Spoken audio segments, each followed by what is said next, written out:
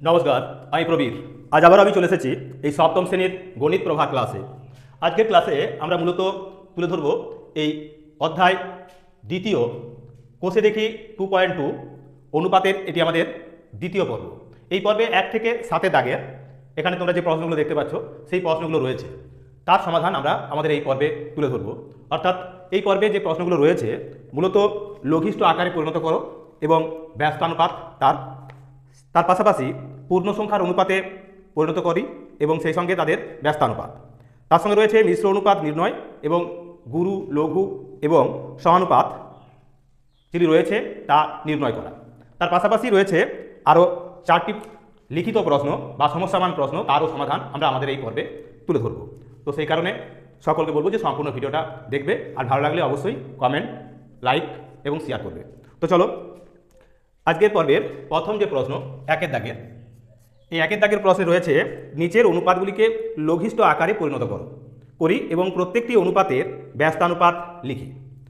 প্রথমেই রয়েছে এতে 12:15, একে আমাদের লঘিষ্ঠ রূপে পরিণত করতে হবে। তাহলে এদের আমাদের এইভাবেও আমরা এদের লিখতে পারি। প্রথমে ভগ্নাংশের রূপে নিয়ে যেতে পারি এইভাবে, তারপর এদের কাটাকুটি করতে পারি। 3 4 12, 3 5 15 সমান সমান হবে 4 5, 4 5।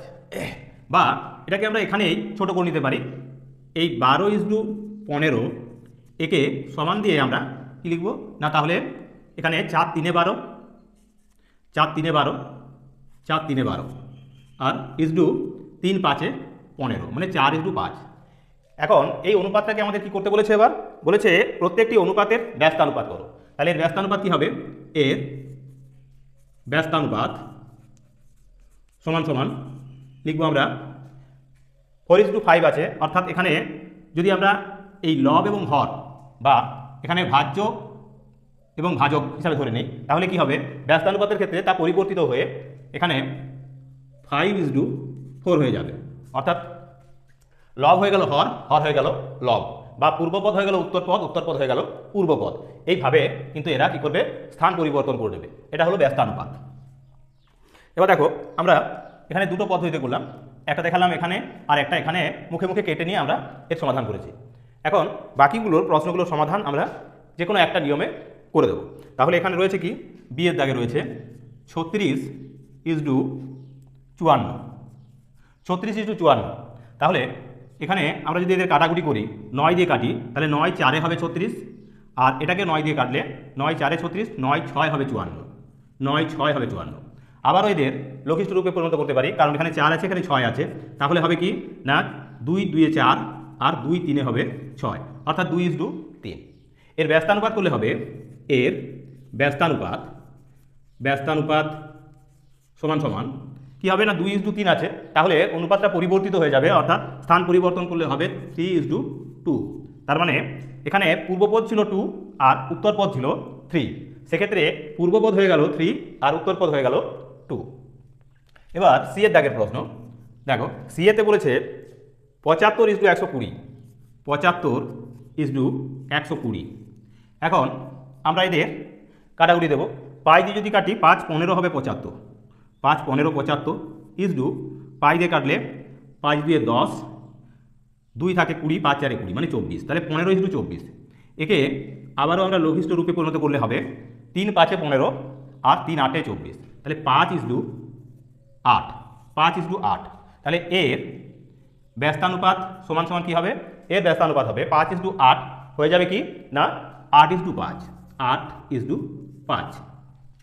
এবার ডি এর দাগের, এই ডি এর দাগের প্রশ্নের সমাধানে কি হবে? এখানে রয়েছে 169:221, 169:221। একে আমরা সংক্ষিপ্ত রূপে আনার জন্য বা লঘিষ্ঠ পরিণত করবো লঘিষ্ঠ রূপে। তাহলে একে যদি আমরা 13 দিয়ে কাটি, 13 13 169, আর একে 13 দিয়ে কাটলে 13 1 13, এখানে থাকছে কত? 13 আর 9 91 এখানে, তাহলে 91, 7 13 91, অর্থাৎ 13:17। এই 13:17 এর ব্যস্তানুপাত তাহলে কি হবে? এর ব্যস্তানুপাত হয়ে যাবে তখন 17:13। তাহলে এখানে লিখবো সমান দিয়ে 17:13। এবার দেখো রয়েছে ই এর দাগের প্রশ্ন। এর দাগেতে বলেছে 9xy ইজ টু আছে 12xy। এর অনুপাত করলে হবে লঘিষ্ঠ রূপে পরিণত করতে গেলে আমাদের এখানে রয়েছে xy অর্থাৎ পূর্ব পদে এবং উত্তর পদেও আছে xy। প্রথমেই এদের আমরা কেটে নেব, তাহলে রইল কি না এখানে 9 আর এখানে রইল 12, তাহলে 9 ইজ টু 12। এবার এই 9 ইজ টু 12কেও লঘিষ্ঠ রূপে পরিণত করলে হবে 3 ইজ টু 4, অর্থাৎ 3 3 কে 9, 3 4 হবে 12। তাহলে এর যে ব্যস্তানুপাত সেটা হয়ে যাবে কি, এখন পূর্বপদ হয়ে যাবে উত্তরপদ আর উত্তরপদ হয়ে যাবে পূর্বপদ, তাহলে হয়ে যাবে এখানে 4 ইজ টু 3। ঠিক একই রকমভাবে আরও যে প্রশ্নগুলো রয়েছে এই বোর্ডেতে সম্পূর্ণরূপে কুলোবে না, তো এই অংশটা মুছে নিয়ে বাকি প্রশ্নগুলোর সমাধানও আমরা করে দিচ্ছি, তাই ধৈর্য ধরে সম্পূর্ণ ভিডিওটা দেখতে থাকো। কি বলা রয়েছে, এখানে রয়েছে 429 ইজ টু রয়েছে 663। এদের আমাদের লঘিষ্ঠ রূপে পরিণত করতে হবে, তাহলে আমরা 9 আর 6 15, 6 6 12 আর 3 15, মানে এদেরকে আমরা 3 দিয়ে কাটতে পারি। তাহলে 3 দিয়ে কাটলে কি হবে, 3 1 কে 3, 12 হচ্ছে 3 4 12, 3 3 কে 9 ইজ টু 3 2 6, 3 2 6, 3 1 কে 3। এখন 143 ইজ টু আছে 221, তাহলে 4 আর 4 8, 3 দিয়ে যাচ্ছে না একে, এখন একে যাচ্ছে কত দিয়ে, 13 দিয়ে, একেও 13 দিয়ে যাচ্ছে, তাই 13 দিয়ে চালালে কত হবে না 13 দিয়ে চালালে 13 1 কে 13, 13 1 কে 13, তার মানে 13 11 হলো 143। এবার এই 221কে কাটাকুটি করলে হবে বা লঘিষ্ঠ রূপে পরিণত করতে হবে, 13 দিয়ে কাটবো, তাহলে 13 1 কে 13 থাকবে 9, 91, 17 91 সমান সমান পাচ্ছি কত, তাহলে 11 ইজ টু 17। তাহলে এই 429 ইজ টু 663 এর লঘিষ্ঠ রূপে পরিণত করলে আমরা পাচ্ছি 11 ইজ টু 17। এখন এর ব্যস্তানুপাত সমান সমান 17 ইজ টু 11 হবে। এখানে পূর্বপদ হয়ে যাবে উত্তরপদ আর উত্তরপদ হয়ে যাবে পূর্বপদ, তাহলে 17 ইজ টু 11 হবে, 17 ইজ টু 11 হবে। এবার দেখো জি এর দাগে এখানে রয়েছে 3b ইজ টু 12c। এক্ষেত্রে ভালো করে লক্ষ্য করো, এখানে যে চলগুলো রয়েছে অর্থাৎ এখানে বি আর এখানে রয়েছে সি, তাই এরা কাটাকুটি যাবে না, এক্ষেত্রে রয়ে যাচ্ছে।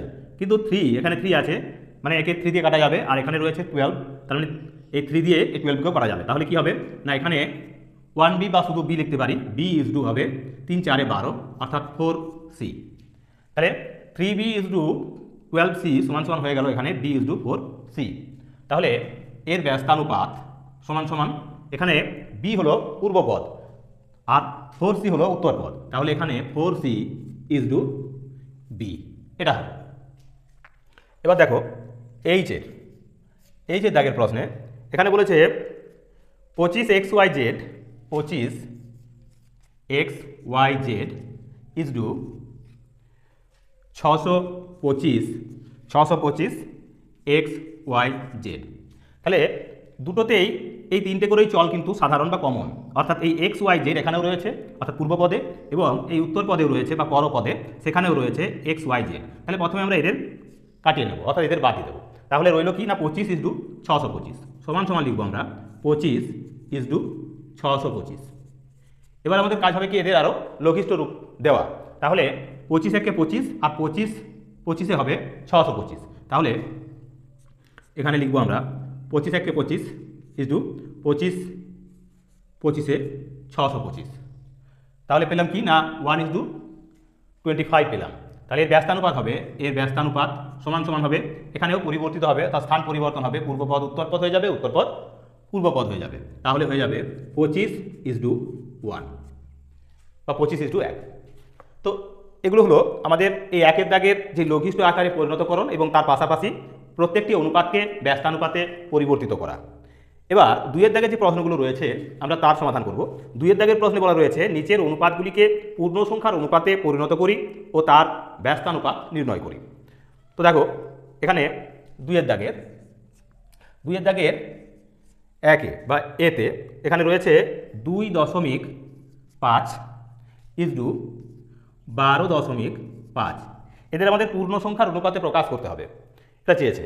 তো আমরা এদেরকে প্রথমে কি করে নেব না এদের যেহেতু দশমিক ভগ্নাংশে রয়েছে আমরা এদের প্রথমে ভগ্নাংশের রূপে দেব, তাহলে হবে 25/10। যেহেতু একটার পর দশমিক রয়েছে তাই আমরা এখানে 25-এর নিচে 10 দিলাম, মানে 25-কে 10 দিয়ে এখানে ভাগ দিলাম, অর্থাৎ লব হলো 25 আর হর হলো এখানে 10, কারণ একটার পর দশমিক আছে তাই একটা শূন্য দিয়েছি। এখন ইজডু আছে, ইজডু দিলাম, এখানে রয়েছে 12.5, তাহলে এখানে লিখবো আমরা 125/10। এবার এই অনুপাতটাকে মিশ্র অনুপাত, এই অনুপাতটা থেকে আমাদের কি করতে হবে না পূর্ণ সংখ্যার অনুপাত করতে হবে। তো একে পূর্ণ সংখ্যার অনুপাত করতে গেলে আমরা এখানে নিচে নিচে কাটিয়ে নিতে পারি, আবার উপরে উপরেও কাটাতে পারি। তাহলে নিচে নিচে কাটালে 10-এ 10-এ কেটে গেল, তাহলে থাকছে কি না 25 আর 125, তাহলে 25 একে হবে 25, আর উপরে উপরে এখানে কাটলে 25 5-এ হবে 125। তাহলে পাচ্ছি কি না এখান থেকে আমরা পাবো কত না 1:5। এবার এর ব্যস্তানুপাত যদি করি তাহলে কি হবে না এর ব্যস্তানুপাত হবে, এর ব্যস্তানুপাত সমান সমান হবে, এক্ষেত্রেও 1:5 আছে, তাহলে হয়ে যাবে আমাদের 5:1, 5:1, এটা পাবো। এবার দেখো বিয়ের দাগের প্রশ্ন। বিয়ের দাগেতে কি বলছে, এখানে বিয়ের দাগেতে রয়েছে 5/8:7/16, 5/8:7/16। তো আমরা কি বলেছি না উপরে উপরে অনুপাতে যখন থাকবে তখন আমরা উপরে উপরে কাটবো আর নিচে নিচে কাটবো, মানে ভাগ করবো আর কি, কাটবো বলতে ভাগ দেবো। তাহলে এখানে অথবা আমরা গুণ করতে পারি, উপর নিচে গুণ হবে এক্ষেত্রে, অর্থাৎ এই 8-এ 7-এ গুণ আর এই 5-এ 16-তে গুণ, এভাবে করতে পারি। তাহলে 8 1-এ 8 আর 8 2-এ হবে 16। এখন এবার আমাদের কি হবে কাজ না, এবার কাজ হবে এদের মধ্যে গুণ করে নেবো, 2 5-এ হবে 10 ইজডু হয়ে যাবে 7-1-এ 7। তাহলে 10:7 এই অনুপাতটা যখন আমরা এর ব্যস্তানুপাত করব তখন হয়ে যাবে কি না 7:10, 7:10। তো এই একের দাগের লঘিষ্ঠ রূপে পরিণত করে অনুপাতগুলোর ব্যস্তানুপাত, এবং তার পাশাপাশি দুইয়ের দাগের দুটি অত্যন্ত গুরুত্বপূর্ণ যে প্রশ্ন রয়েছে, যাদের একটা রয়েছে দশমিক ভগ্নাংশ, সেই দশমিক ভগ্নাংশ থেকে তাকে পূর্ণ সংখ্যার অনুপাতে প্রকাশ করলাম এবং ব্যস্তানুপাতে নিয়ে গেলাম, সেই সঙ্গে সঙ্গে এই ভগ্নাংশটিকেও আমরা অনুপাতে প্রকাশ করে পূর্ণ সংখ্যার অনুপাতে প্রকাশ করে ব্যস্তানুপাত করে নিলাম। এখনও যে বাকি প্রশ্নগুলো রয়েছে এই অংশটা মুছে নিয়ে সেই প্রশ্নগুলিরও সমাধান আমরা করে দেবো, তাই ধৈর্য ধরে বাকি অংশটাও দেখো। দুইয়ের দাগের সি, দুইয়ের দাগের সিএতে বলছে, এখানে বলা রয়েছে কি না, এখানে বলা আছে 0.7 ইজডু রয়েছে 0.49। এবার আমরা একে ভগ্নাংশে পরিণত করে করতে পারি, দেখালাম। এবার আরও একটি পদ্ধতি তোমাদের দেখাচ্ছি, সেটা হলো কি দেখো, আমরা দশমিকগুলো এখান থেকে তুলে নেব। কিভাবে, এখানে দশমিকের পরে একটা অঙ্ক আছে, এখানে দশমিকের পরে দুটো অঙ্ক আছে, তাহলে এখানে আমরা এই 7-এতে আরও একটা শূন্য বসিয়ে নেব, তাহলে এখন দুটো হয়ে যাচ্ছে, দশমিক তুলে নিয়েছি, এখানেও দুটো আছে, অর্থাৎ সমান করে নিলাম। তাহলে এখানে নিলাম 70, এখানে হয়ে গেল এটা 49 হলো, দশমিক এখন নেই। এখন এবার 7 দিয়ে কাটছি, 7 দিয়ে কাটলে 7 10-এ হবে 70 আর 7 7-এ হবে 49, মানে 10:7। এবার এর ব্যস্তানুপাত, সমান সমান কি পাবো, সমান সমান পাচ্ছি 10:7 হয়ে যাবে 7:10, 7:10। ঠিক একই রকমভাবে আমরা এবার ডি এর অঙ্কটি সমাধান করব। ডি এতে কি বলছে, এখানে রয়েছে একটি ভগ্নাংশ রয়েছে 2/5 ইজডু 3/4। তাহলে কাটাকুটি যদি যায় কাটাকুটি করবো, অর্থাৎ উপরে উপরে বলেছি নিচে নিচে, মানে ভাগ করতে হবে, যাচ্ছে না এক্ষেত্রে। তাহলে আমরা গুণ করবো এবার উপর নিচে, এই উপরের 2-এর সঙ্গে এই 4 গুণ করলে হয়ে যাচ্ছে কত, 4 2 8 ইজডু এই নিচের 5-এর সঙ্গে উপরের 3 গুণ করলে হবে 15। তাহলে এই 8:15 এর ব্যস্তানুপাত সমান সমান কি হবে, সমান সমান হবে 15:8। এখানে লিখবো আমরা 15:8। এবার দেখো এইরকমই আরও একটি প্রশ্ন ইয়ের দাগে, ইয়ের দাগে রয়েছে 22:, একটা পূর্ণ সংখ্যা আছে আর একটা রয়েছে মিশ্র ভগ্নাংশ। তাহলে রয়েছে এখানে 22 কত রয়েছে, 4×5=7। তাহলে কীভাবে সমাধান করবো এর, এখানে 22 আছে, মানে 22/1 আছে ধরো, ইজডু এখানে রয়েছে কত, 4 7-এ 28 আর এই 5 যোগ করে নেব, তাহলে 4 7-এ 28 আর 5-এ হলো 33, 33/7। এখন উপর নিচে গুণ হবে, তাহলে 22-এর সঙ্গে এই 7-এর গুণ করতে পারি আর উপরে উপরে কাটতে দেবো, নিচে নিচে কাট দেবো। এখন এই 22 আর এই 33 এরা ভাগ করা যাবে, মানে কাটাকুটি যাবে, তাহলে 11 2 হলো 22, 11 3 হবে 33।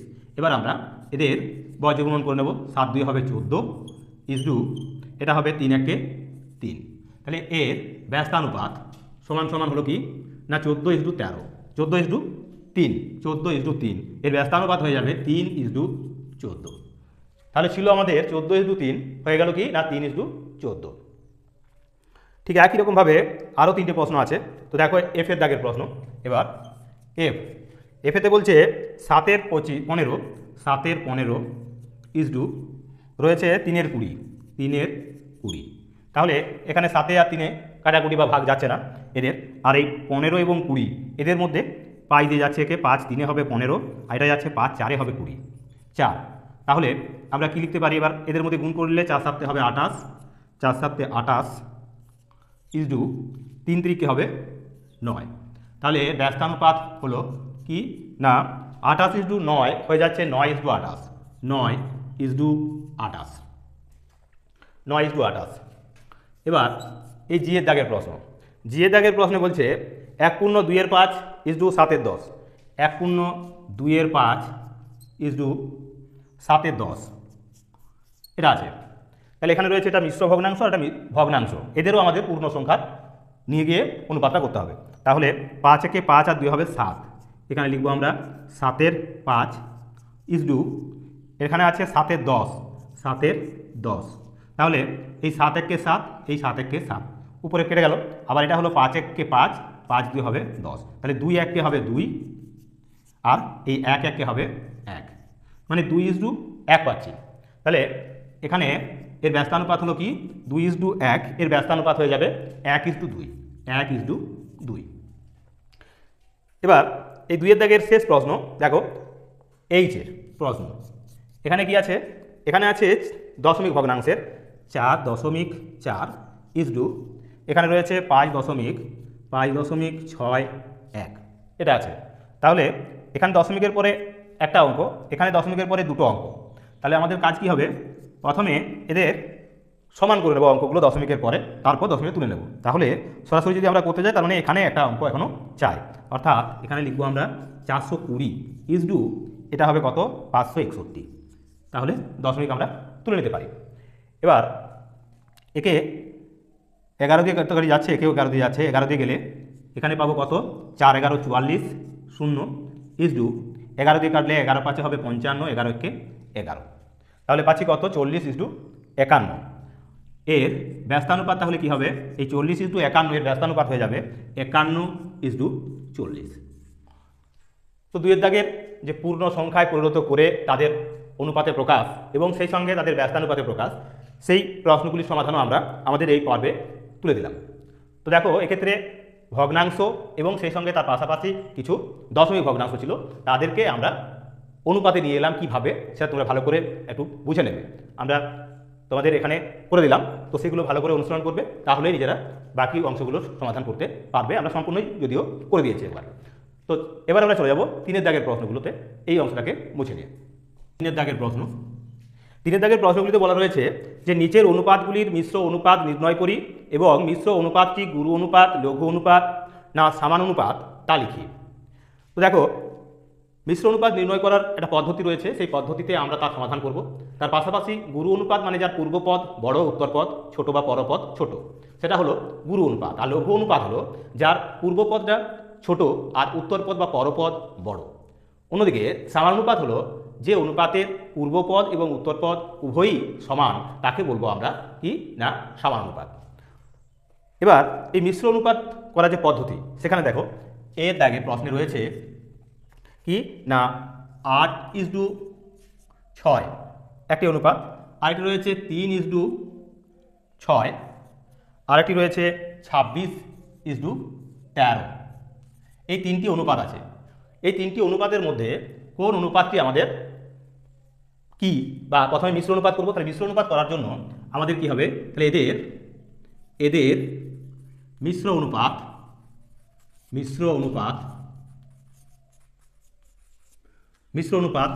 সমান সমান, এখানে পূর্বপদগুলোর সঙ্গে পূর্বপদগুলোর গুণ হবে, আর উত্তর পদগুলো বা পরপদগুলোর সঙ্গে পরপদগুলির গুণ হবে। এই হলো এর পদ্ধতি।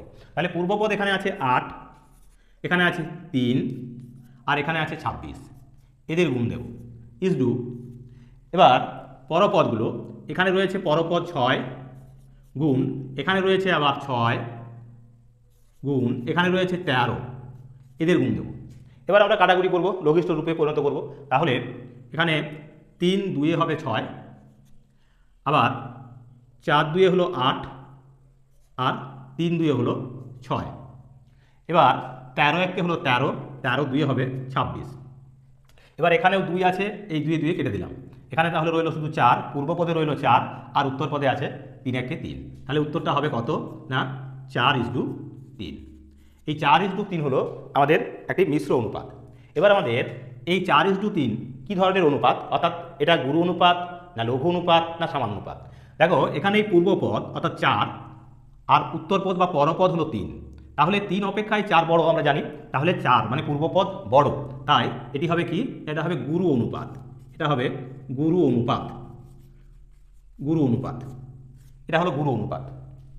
এবার বিয়ের দাগের প্রশ্ন, বিয়ের দাগের প্রশ্নে বলছে কি, বিয়ের দাগের প্রশ্নে রয়েছে 7 5 ভগ্নাংশ রয়েছে, 7 5 আছে 3, 7 5:3 একটা অনুপাত রয়েছে। তারপরে রয়েছে 5 7, 5 7 1/1/16। তারপরে রয়েছে 3:16। তো এর মিশ্র অনুপাত করব, এর মিশ্র অনুপাত, মিশ্র অনুপাত এক্ষেত্রেও পূর্বপদগুলির সঙ্গে পূর্বপদগুলির গুণ।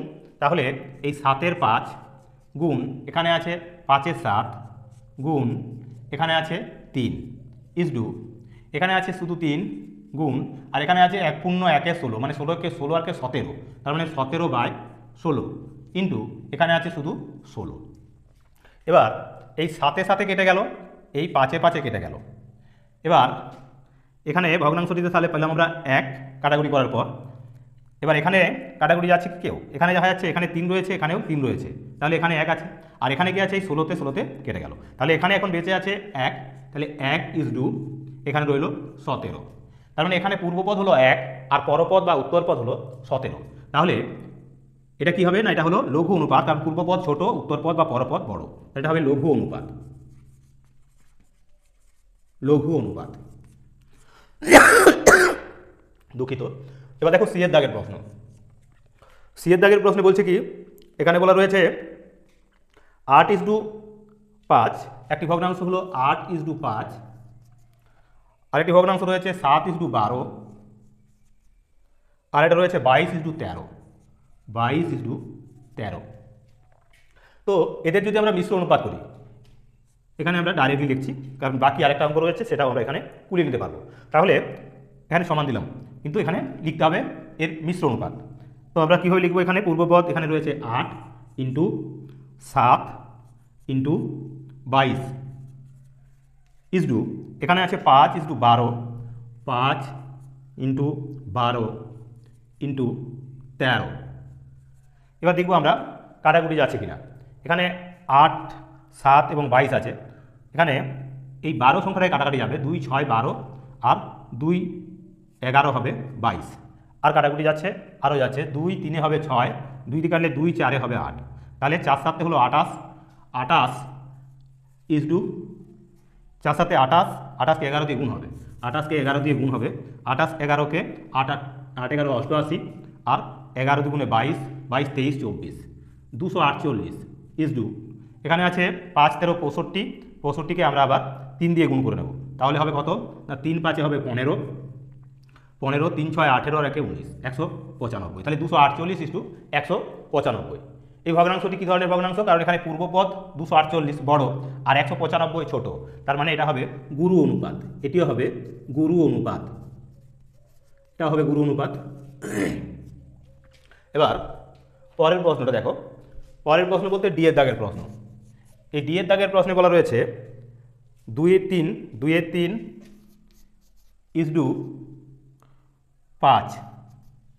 তারপরে রয়েছে 7/8 তো আমাদের এদের মিশ্র অনুপাত করতে হবে। তাহলে মিশ্র অনুপাত করলে এখানে পূর্বপদ হলো 2/3, এই 2/3 গুণ এখানে আছে কত না 7/8, 2/3 গুণ 7/8 এখানে আছে 5, এখানে রয়েছে 2, তাহলে হবে 5 গুণ 2। এবার আমরা কাটাকুটি করব, এখানে দেখো কাটাকুটি করলে 2 4 হবে 8, আর এখানে কাটাকুটি যাচ্ছে না, তাহলে এখানে পাচ্ছি আমরা কত না 7-এর 12 ইজডু হয়ে যাবে 5 দুগুণে 10। এবার উপর নিচে আমরা কি করতে পারি, গুণ করে নেব। তাহলে 10 12 120 আর এটা হলো 7, তার মানে 7 ইজডু 10 12 120, অর্থাৎ 7 ইজডু 120। এটা হবে, এখানে পূর্বপদ ছোট আর উত্তরপদ বা পরপদ বড়, তো সেই কারণে আমরা লিখবো এটা কি না লঘু অনুপাত। এটাও হবে আমাদের লঘু অনুপাত। লঘু অনুপাত।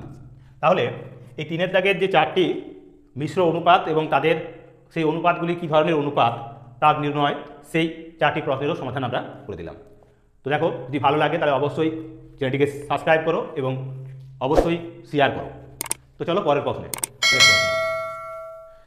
আমরা 1-এর দাগের, 2-এর দাগের এবং 3-এর দাগের যে প্রশ্নগুলো ছিল, অর্থাৎ সংক্ষিপ্তধর্মী প্রশ্ন এক প্রকার অনুপাতের, সেই তিনটি প্রশ্ন এবং তাদের বিভিন্ন যে সংক্ষিপ্ত প্রশ্নগুলো তার প্রত্যেকটির সমাধান করে দিলাম। এবার দেখো 4-এর দাগের লিখিত যে প্রশ্নগুলো তার সমাধান কি বলা রয়েছে না, রীতা 100টি অঙ্কের মধ্যে 60টি ঠিক করেছে, বিনয় ওই অঙ্কের 80টির মধ্যে 50টি সঠিক করেছে, অনুপাতে প্রকাশ করে দেখি কে বেশি অঙ্ক ঠিক করেছে। তাহলে রীতা 100টির মধ্যে 80টি ঠিক করেছে, তাহলে 80 100টির মধ্যে 60টি, তাহলে 100 ইজডু 60। আর এখানে রয়েছে বিনয় সে করেছে 80টির মধ্যে 80 ইজডু তাহলে 50। এখন এদের লঘিষ্ঠ রূপে পরিণত করে আমরা ভগ্নাংশ করে নেব, তাহলে আমাদের ছোট বড় নির্ণয় করতে সুবিধা হবে। তাহলে এক্ষেত্রে ছোট বড় নির্ণয় করার জন্য আমরা কি করব, প্রথমে ছোট করার জন্য 0 0 কেটে নিলাম, এখানেও 0 0 কেটে নিয়েছি। তাহলে 10 আছে, এটা 6 আছে, সমান সমান হয়ে যাবে এটা 10 ইজডু 6। একে কাটাকুটি করলে হয়ে যাচ্ছে কত না 2 5 10 আর 2 3 6, সমান সমান একে ভগ্নাংশের রূপ দিলে হবে 5 3। এবার এখানে রয়েছে কি না 8 ইজডু তাহলে 5, সমান সমান একে লিখতে পারি আমরা 8 ইজডু 5 সমান 8-এর 5। এবার আমাদের কাজ হবে এই হরগুলোর লসাগু করা, অর্থাৎ 3 এবং 5, এই 3 আর এই 5 এদের লসাগু করলে হবে কি, যেহেতু এরা পরস্পর মৌলিক সংখ্যা তাই এদের লসাগু সমান সমান হবে 3 5 15, এদের লসাগু হলো 15। তাহলে এই 15 দিয়ে এদের আমরা উভয়কেই গুণ করতে পারি। তাহলে এই 5-এর 3 গুণ 15, আবার এই 8-এর 5 তাকেও আমরা 15 দিয়ে গুণ করছি। 3 5-এ হবে 15 সমান 25, আর 5 3-এ হবে 15 সমান হবে 24। তাহলে এখানে এই 5-এর 3 ভগ্নাংশটি হলো 25 আর 8-এর 5 ভগ্নাংশটি হয়ে যাচ্ছে 24। তার মানে এখানে বড় হলো কে না 5-এর 3, তাই 5-এর 3 ভগ্নাংশটা কে ছিল না এখানে এই রীতা। তাহলে উত্তরে লিখবো আমরা কে বেশি অঙ্ক সঠিক করেছে।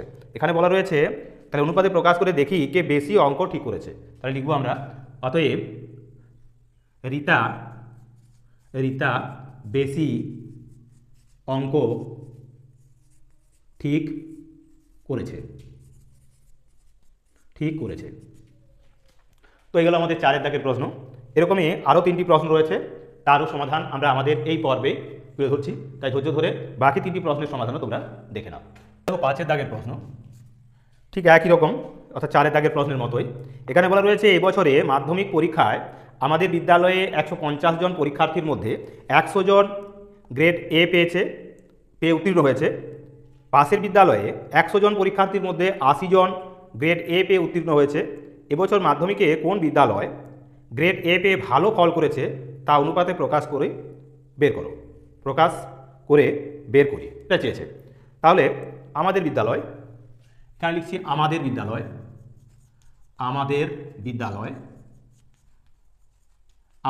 কি করেছে না এখানে আছে 100 জনের মধ্যে এই 150 জনের মধ্যে 100 জন, তার মানে এই 150 ইজডু 100।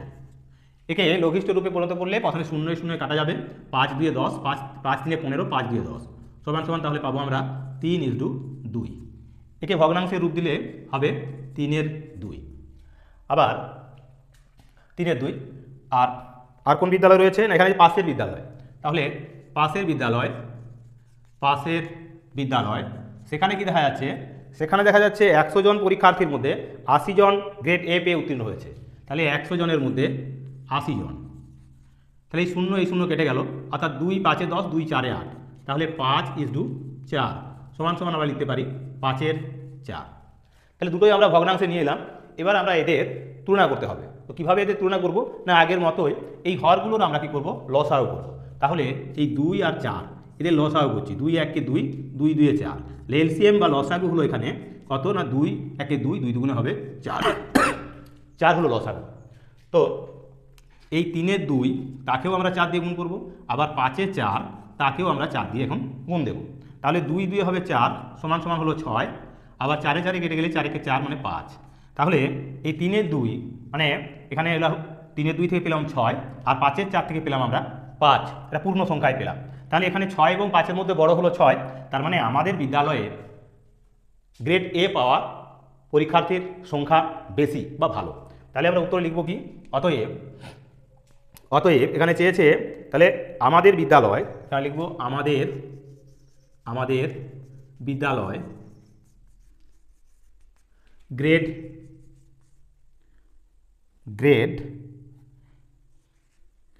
এ পেয়ে ভালো ফল করেছে। তাহলে এটা মাধ্যমিকে আমাদের বিদ্যালয় গ্রেড এ পেয়ে ভালো ফল করেছে পাশের বিদ্যালয়ের থেকে। তো এইভাবে আমরা প্রথমে অনুপাতে প্রকাশ করে তাদের ভগ্নাংশে নিয়ে যাব।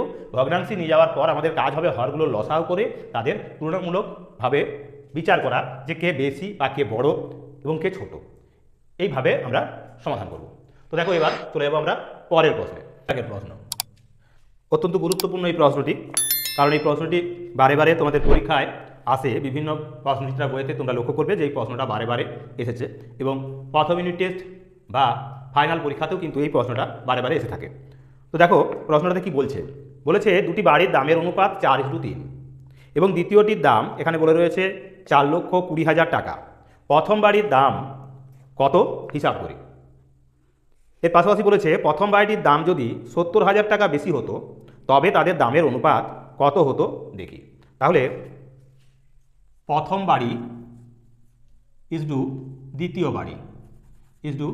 দ্বিতীয় বাড়ি সমান সমান 4:3, মানে প্রথম বাড়ির দাম যদি 4 টাকা হয়, দ্বিতীয় বাড়ির দাম হলো 3 টাকা, এই অনুপাতে আছে। এখন দ্বিতীয় বাড়ির দাম দেওয়া রয়েছে, তাহলে দ্বিতীয় বাড়ি এর দাম সমান 4,20,000 টাকা। 4,20,000 টাকা হলো আমাদের দ্বিতীয় বাড়িটির দাম। তাহলে প্রথম বাড়িটির দাম, এখানে প্রথম বাড়ির দাম, অতএব প্রথম বাড়ির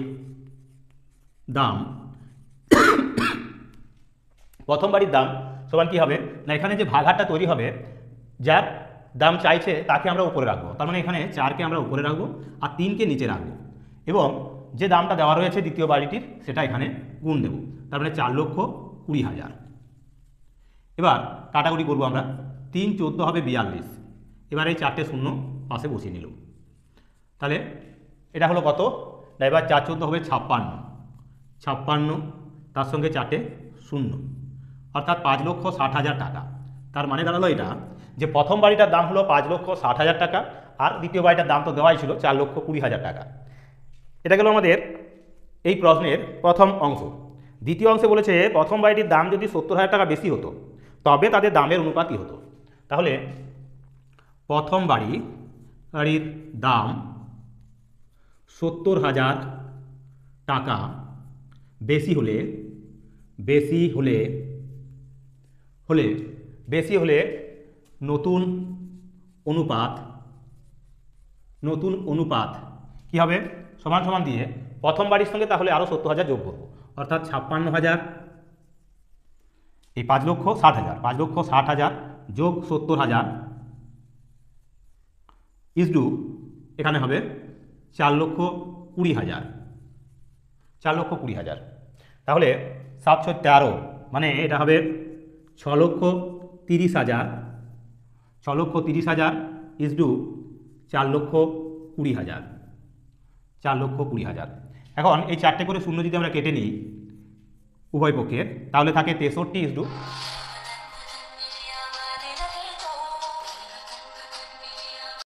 দুঃখিত একটি ফোন কল চলে আসার কারণে সাময়িক ব্যাঘাত ঘটলো। তো দেখো তাহলে পেলাম কি এখানে 63:, এখন 42, এই 63:42।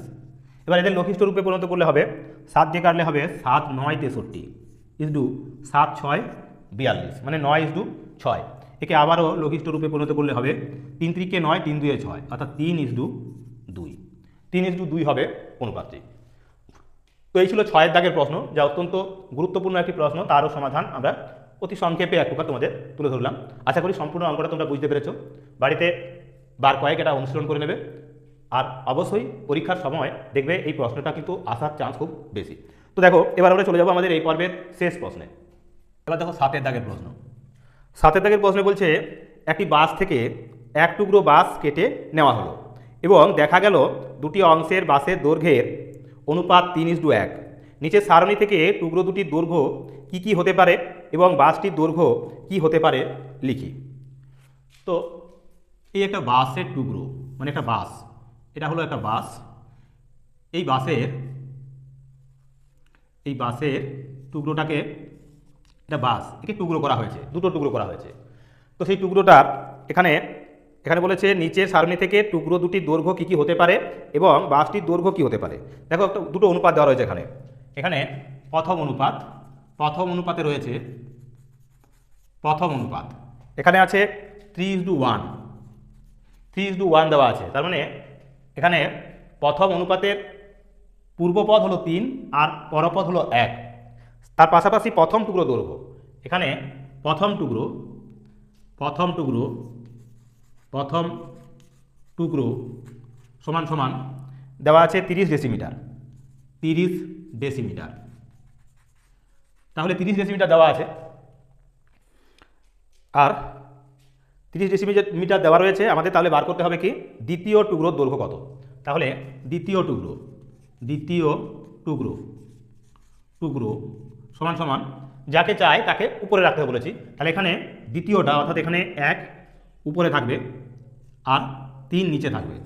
এবার যে মানটা দেওয়া রয়েছে তাকে আমরা গুণ দেবো, অর্থাৎ এখানে 30 ডেসিমিটার দেওয়া রয়েছে, তাই 30 ডেসিমিটার দিয়ে আমরা গুণ দেবো। দুঃখিত, 3 10 এ 30 তাহলে সমান সমান কি হলো না 10 ডেসিমিটার, 10 ডেসিমিটার।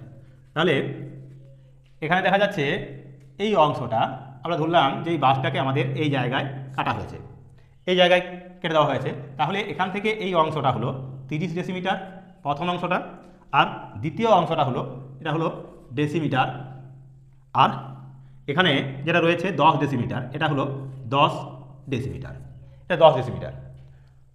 এখন বলছে তাহলে মোট বাঁশটির দৈর্ঘ্য কত। মোট বাঁশটির দৈর্ঘ্য কত হবে না, মোট বাঁশটির দৈর্ঘ্য, অতএব মোট বাঁশ সমান সমান 30 যোগ 10 ডেসিমিটার সমান 40 ডেসিমিটার, 40 ডেসিমিটার। এবার দ্বিতীয় যে অনুপাত, সেই দ্বিতীয় অনুপাতটা কি হবে, দ্বিতীয় যে অনুপাতটা আছে সেই অনুপাতটাও কিন্তু কি রয়েছে না 3:1ই আছে, এখানেও রয়েছে 3:1, কিন্তু এখানে যেটা দেওয়া রয়েছে সেটা হলো দ্বিতীয় টুকরোর দৈর্ঘ্য কী কী হতে পারে বলেছিল। তাই এখানে দেওয়া রয়েছে দ্বিতীয় টুকরোর দৈর্ঘ্য, দ্বিতীয় টুকরো সমান সমান 15 ডেসিমিটার, 15 ডেসিমিটার, এটা হলো 15 ডেসিমিটার।